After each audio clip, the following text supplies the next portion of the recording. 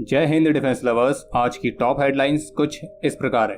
भारत के पहले private launch pad से लॉन्च हुआ पहला रॉकेट। यूएस एयरफोर्स के साथ मल्टीनेशनल एक्सरसाइज में पार्टिसिपेट करने के लिए इंडियन एयरफोर्स के रफाल पहुंचे अलास्का। एलओसी के साथ चीन पाकिस्तान को दे रहा है मिलिट्री सपोर्ट। पाकिस्तान का कहना है कि न्यूक्लियर वेपन्स के मामले में वे फॉलो नहीं करते हैं नो फर्स्ट यूज पॉलिसी, और आने वाले कुछ ही महीनों में इंडियन नेवी की सर्विस में इंडक्ट होगी दूसरी nuclear powered ballistic missile submarine.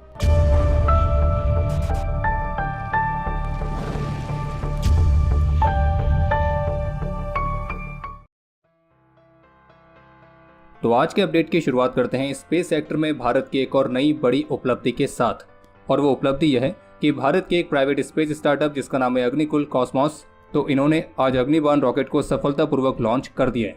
और ये भारत के लिए एक महत्वपूर्ण उपलब्धि इसलिए है क्योंकि जो ये अग्निबाण रॉकेट है तो इसमें दुनिया का पहला single piece 3D printed semi cryogenic engine का इस्तेमाल किया गया है। और 3D प्रिंटिंग टेक्नोलॉजी की मदद से बनाए गए सेमी क्रायोजेनिक लिक्विड इंजन की ये पहली कंट्रोल्ड फ्लाइट थी जो कि पूरी तरह से सफल रही है।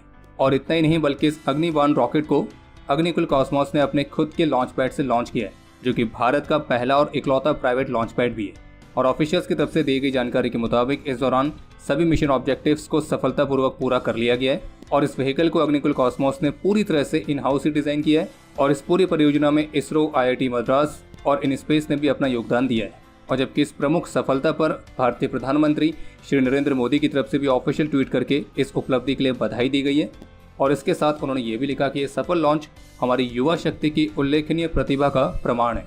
लेकिन इसके साथ हम ये भी कहेंगे कि इस बात का भी प्रमाण है कि कोशिश करने वालों की हार नहीं होती है, क्योंकि आज जो ये रॉकेट लॉन्च किया गया है तो ये अग्निकुल कॉस्मोस का 5वां अटैम्प्ट था, जबकि इससे पहले 4 बार अटैम्प्ट ऑलरेडी किए गए थे लेकिन उसमें सफलता नहीं मिली। लेकिन अग्निकुल कॉस्मोस ने अपने प्रयासों को जारी रखा और आखिरकार इस 5वें लॉन्च में सफलता प्राप्त हुई है। और इस सफलता के लिए अग्निकुल कॉस्मोस के साथ साथ पूरे भारतवर्ष को बहुत बहुत बधाई। अलास्का में आयोजित होने वाली रेड फ्लैग 2024 मल्टीनेशनल एक्सरसाइज में इंडियन एयरफोर्स के रफाल फाइटर्स भी पार्टिसिपेट कर रहे हैं।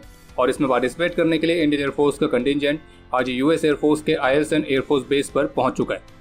और इंडियन एयरफोर्स के कंटिजेंट में रफाल फाइटर्स के अलावा एल्यूसिनिल 78 एयर टू एयर रिफ्यूलर्स और C-17 ट्रांसपोर्ट एयरक्राफ्ट भी शामिल है। और अलास्का तक अपनी इस उड़ान के दौरान इंडियन एयरफोर्स के कंटिजेंट ने ग्रीस और पुर्तगाल में हॉल्ट भी लिया था। बाकी जो ये रेड फ्लैग 2024 एक्सरसाइज है ये 2 सप्ताह तक चलेगी और इस दौरान कुछ advance air combat training exercises perform की जाएंगी।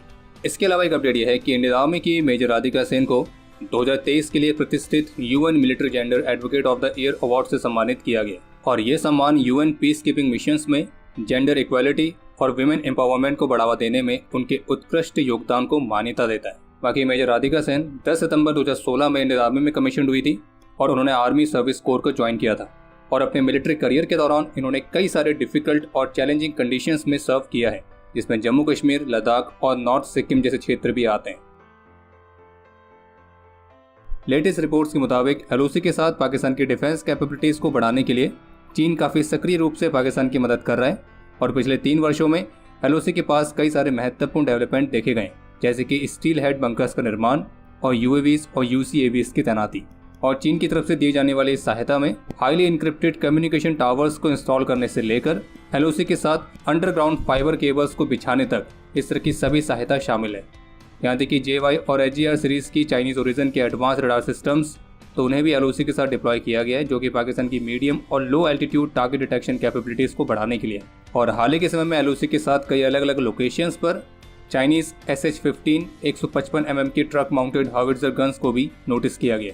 बाकी ऑफिशियल्स का यह भी कहना है कि 2014 में जो फॉरवर्ड पोस्ट पर सीनियर PLA ऑफिशियल्स की प्रेजेंस देखी गई थी तो वो अब नहीं देखी गई है। लेकिन कुछ इंटरसेप्ट भी सजेस्ट करते हैं कि चाइनीज ट्रूप्स और चाइनीज इंजीनियर्स एलओसी के साथ इंफ्रास्ट्रक्चर्स को सेटअप करने में शामिल हैं, जिसमें अंडरग्राउंड बंकर्स का निर्माण भी शामिल है। यहाँ तक कि POK की लीपा वैली में चाइनीज एक्सपर्ट्स टनल के कंस्ट्रक्शन में भी इंगेज है, जो कि इस बात की तरफ भी संकेत करता है कि इस तरह की गतिविधियों से जो चीन है वो काराकोरम हाईवे तक एक ऑल वेदर रोड कनेक्टिविटी बनाने की तैयारी कर रहा है। और चीन की इन सभी इन्वेस्टमेंट को चीन और पाकिस्तान की CPEC परियोजना की सुरक्षा के लिहाज से देखा जा रहा है। बाकी भारत के जो इंटेलिजेंस एजेंसीज है वो एलओसी के साथ इस तरह के डेवलपमेंट्स पर लगातार नजर रखे हुए और इसके बारे में इंडियन आर्मी को भी सूचित करते रहती है। बाकी ऑफिशियल्स का ये कहना है कि भारत सीमा पार से उत्पन्न होने वाले किसी भी पोटेंशियल थ्रेट का सामना करने के लिए हमेशा सतर्क और तैयार है। बाकी आगे बढ़ने से पहले अगर आप यहाँ तक वीडियो देख चुके हैं तो वीडियो को लाइक जरूर करें और squadron.in पे जाके कारगिल का नया कलेक्शन चेकआउट करना ना भूलें और स्पेशल डिस्काउंट के लिए कूपन कोड है विजय। कल बुधवार को पाकिस्तान में एक सेमिनार को संबोधित करते हुए पाकिस्तान की नेशनल कमांड अथॉरिटी के adviser lieutenant general Khalid Ahmed Kidwai की तरफ से कहा गया कि न्यूक्लियर वेपन्स के मामले में Pakistan no first use policy को फॉलो नहीं करता है, और जबकि उन्होंने इस बात को 2 बार दोहराया कि पाकिस्तान के पास न्यूक्लियर वेपन्स के मामले में नो फर्स्ट यूज पॉलिसी नहीं है। न्यूक्लियर वेपन्स के मामले में नो फर्स्ट यूज पॉलिसी का मतलब हुआ कि जो देश इस तरह की पॉलिसी को फॉलो करता है जैसे कि भारत, तो वो किसी दूसरे देश पर पहले न्यूक्लियर वेपन से हमला नहीं करेगा। हाँ, अगर कोई और देश पहले भारत पर हमला करे न्यूक्लियर वेपन से तो उसके जवाबी कार्रवाई में भारत जरूर से न्यूक्लियर अटैक कर सकता है, पर पाकिस्तान के मामले में पाकिस्तान के ऑफिशियल्स ऑलरेडी क्लियर कर रहे हैं कि न्यूक्लियर वेपन्स के मामले में वे नो फर्स्ट यूज पॉलिसी को फॉलो नहीं करते हैं। लेकिन इसके साथ उनका यह भी कहना था कि उनका न्यूक्लियर आर्सेनल कोई न्यूक्लियर वॉर लड़ने के लिए नहीं बल्कि डेटरेंस के लिए है। बाकी अगर आसान शब्दों में कहा जाए तो कल के सेमिनार में एक तरह से पाकिस्तान के जो मिलिट्री ऑफिशियल्स हैं तो वो अपने न्यूक्लियर वेपन्स के दम पर एक बार फिर से इनडायरेक्टली धमकाने का प्रयास कर रहे हैं, जिसमें वो कुछ ऐसा कहना चाह रहे हैं कि वो एटमी ताकत है तो उनसे कोई पंगा नहीं ले सकता है। लेकिन ये बात फैक्ट है कि पाकिस्तान भले ही नो फर्स्ट यूज पॉलिसी को फॉलो करे या ना करे, लेकिन अगर पाकिस्तान ने कभी गलती से भी न्यूक्लियर वेपन लॉन्च किया तो वो पाकिस्तान की पहली और आखिरी ही गलती होगी, क्योंकि फिर उसके बदले पाकिस्तान के ऊपर जो चीज़ आएगी उसको रोकने के लिए पाकिस्तान के पास सारे रिसोर्सेज कम पड़ जाएंगे, और उसके बाद हम बस एक ही चीज़ कहेंगे कि एक था पाकिस्तान। बाकी भारत और पाकिस्तान के बीच न्यूक्लियर वॉर की पॉसिबिलिटीज़ पर हमने ऑलरेडी एक वीडियो पहले बनाई है, आप उसके माध्यम से भी जानकारी प्राप्त कर सकते हैं।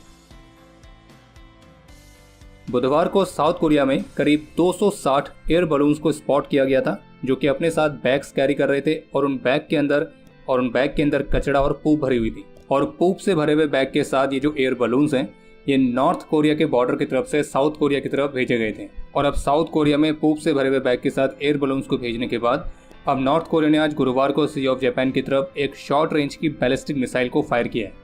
और साउथ कोरियन मिलिट्री ऑफिशियल्स का कहना है कि उन्होंने कुछ ऐसे प्रयासों को भी डिटेक्ट किया है जिसमें नॉर्थ कोरिया ने जीपीएस सिग्नल्स को जैम करने का प्रयास किया हो, जबकि अमेरिका ने भी नॉर्थ कोरिया को अनलॉफुल और डिस्टेबलाइजिंग एक्ट्स को रोकने के लिए कहा है। बाकी आज जो नॉर्थ कोरिया ने मिसाइल लॉन्च करी थी तो वो 350 किलोमीटर की दूरी तय करके समुद्र में गिर गई थी। इसके अलावा एक महत्वपूर्ण अपडेट यह है जिसमें जेन्स.com की तरफ से रिपोर्ट जारी करके बताया गया है कि भारत की दूसरी nuclear powered ballistic missile submarine जिसका नाम है INS अरिहंत, तो इसे आने वाले कुछ ही महीनों में औपचारिक रूप से इंडियन नेवी की सर्विस में कमीशन किया जाएगा। और जबकि इस सबमरीन को करीब 7 वर्ष पहले लॉन्च कर दिया गया था और अब इसे इस वर्ष के अंत तक इंडियन नेवी की सर्विस में इंडक्ट करने की योजना है। बाकी INS अरिहंत 6000 टन तक के डिस्प्लेसमेंट वाली सबमरीन है और इसे पावर देने के लिए 82.5 मेगावाट के प्रेशराइज लाइट वाटर रिएक्टर का इस्तेमाल किया गया जो कि रशिया की सहायता के साथ विकसित हुआ है। और ये सबमरीन 24 नॉट तक की टॉप स्पीड को अचीव कर सकती है, और जबकि इसकी सरफेस स्पीड है 10 नॉट। और इस सबमरीन को कई एडवांस वेपन सिस्टम्स जैसे कि 12 K-15 Sagarika submarine launch ballistic missile तो इनसे भी इक्विप्ड किया जाएगा। और ये अरिहंत क्लास की सबमरीन है और इसकी पहली सबमरीन जिसका नाम था INS अरिहंत, तो उसे 2016 में इंडियन नेवी की सर्विस में कमीशन कर दिया गया था। और अब समय है आज के इतिहास का। आज के दिन 1999 के कारगिल वॉर में मेजर राजेश अधिकारी ने अपना सर्वोच्च बलिदान दिया था और उनकी असाधारण वीरता के लिए इन्हें मरणोपरांत महावीर चक्र से भी सम्मानित किया गया। आज के दिन 1995 में जम्मू कश्मीर के अनंतनाग में देश के प्रति अपना कर्तव्य निभाते हुए कर्नल RR गौर, सिपाही जगरूप सिंह, सिपाही सुरेंद्र सिंह, सिपाही बिल्ला सिंह और सिपाही सरदूल सिंह वीर गति को प्राप्त हुए थे। आज के दिन 1999 के कारगिल वॉर में नायक वीरेंद्र सिंह, लांस नायक राजेंद्र कुमार यादव और हवलदार शेवांग रिंगजिन वीर गति को प्राप्त हुए थे और हवलदार शेवांग रिंगजिन को मरणोपरांत वीर चक्र से भी सम्मानित किया गया था। और आपके लिए आज का प्रश्न ये है कि भारत का पहला और इकलौता प्राइवेट रॉकेट लॉन्च पैड कहां पर स्थित है। और अब समय है आज के टॉप 3 कमेंट्स का, जो ये रहे आपकी स्क्रीन पर।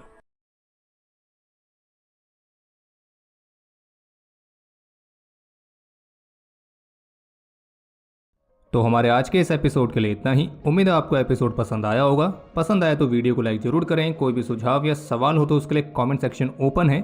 और अगर आपने अभी तक डिफेंस स्कॉट की सुपर ऐप को डाउनलोड नहीं किया है तो आज ही डाउनलोड करें और एक्सप्लोर करें डिफेंस की दुनिया को एक अलग तरह से। बाकी जल्द ही मिलेंगे नए एपिसोड के साथ, तब तक के लिए जय हिंद, जय भारत।